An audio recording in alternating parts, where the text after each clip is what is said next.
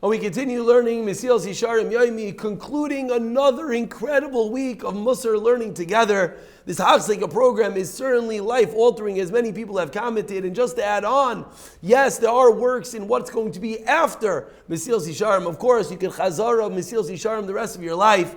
But B'siyat Shemaya, the Artscroll program is going to chart a path in another sefer that we will tell us about soon enough. So we pick it up on page 340 in the Artscroll Mesilas Yesharim, in the middle of discussing what is Chasidus. And yesterday we began this 19th chapter that the Mesilas Yesharim broke down Chasidus into three components. We have the action, we have how the action is done, and we have the kavana. And then we subcategorize the action into Bin Adam L'Chaveiro and Bin Adam L'Makim.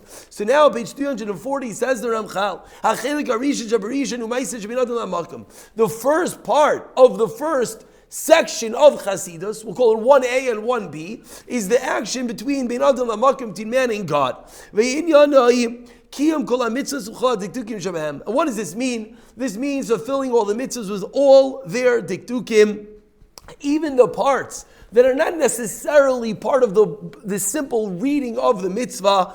Everything, kol diktukim, ad makim she'ad adam agas, as far as a person is able to in his ability. This is what Chazal, as Gemara and Sukkah teaches us, are the auxiliary elements, the shiyarim, the leftovers of a mitzvah. And the Gemara there teaches that the shiyari mitzvah, these auxiliary elements, the parts of the mitzvah that maybe one of us would think are not so important, they ward off the paranias, the punishment. Even though the essential part of the mitzvah is complete without it, and you already finish your obligation when you do the ikar mitzvah, the main mitzvah.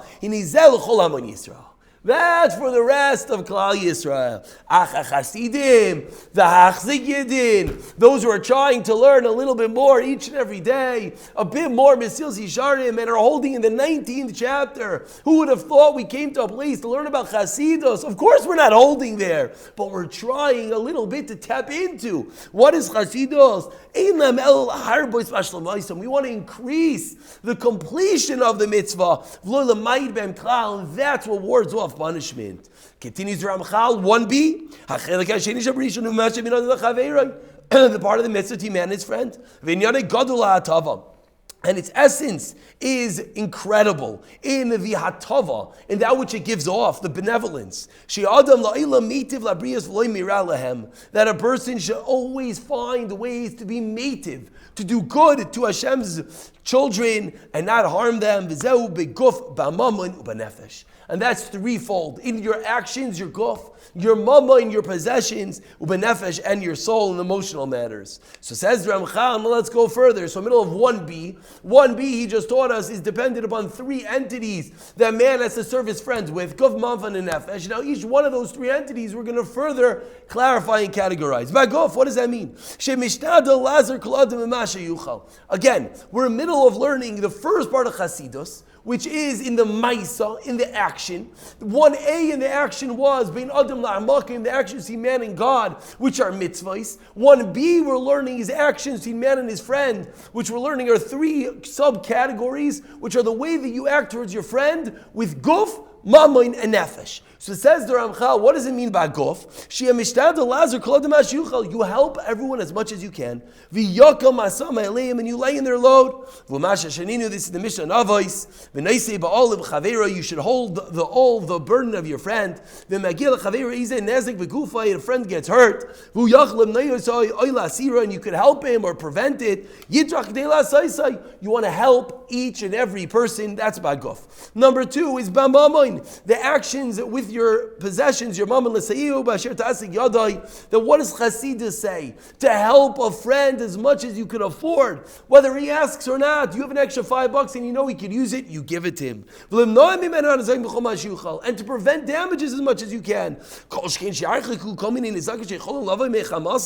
Certainly if you yourself potentially might cause damage to someone else, you have to distance from that. Bein the Yachad, bein the Rabbin, whether singular or private situations, even though right now there is no damage. Because they could potentially come to there. Yasirim v'avirim. You remove and you eliminate them. Says in other Mishnah Avos, your friend's money should be as desirous like your own. So if you could see that maybe your friend is going to lose something, maybe an action of yours down the road might hurt him, you want to prevent from that. And number 3, the third part of the 1B of the Maisim of Chasidus and the Maisim in the Chaverai is Banefesh, is emotional matters. You gave your friend as much love, as much TLC that is possible. Whether it means honoring him. All other matters. Anything you know is going to bring a smile.